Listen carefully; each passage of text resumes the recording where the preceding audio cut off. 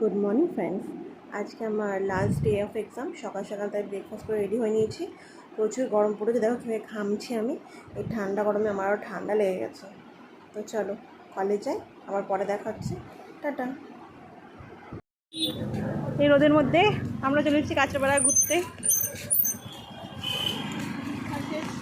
পরীক্ষা শেষ, খেয়ে কাজ নিয়ে আর কী করবো, একটু ঘুরেই বেড়াই। প্রথমে নিয়োগী যাব, তারপর কিছু কেনাকাটা করবো। কাছেবাড়ি নিয়োগীতেই সব ধরনের কসমেটিক্স পাওয়া যায়, আর ডিসকাউন্টটা খুব ভালো দেয়।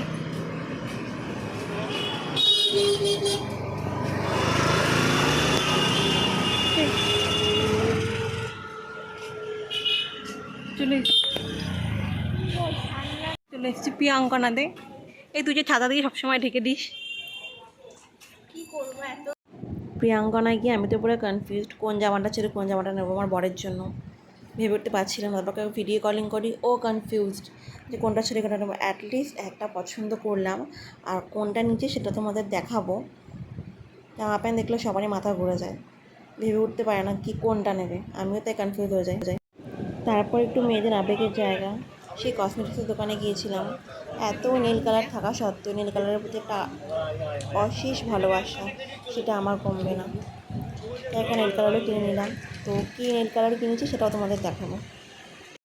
অনেক হয়েছে কেনাকাটায়, আর বাড়ি ফেরার পালা। চোখ মুখের অবস্থা দেখো, পুরো বিধ্বস্ত এমন অবস্থা। প্রচুর কেনাকাটা করে ফেলেছি, বাড়ি ফিরে যাই। আজ আমার লাঞ্চে ছিল ভাত, ডিম ভাজা, টক ডাল, কুমড়ো ভাজা আর ভেন্ডি ভাজা।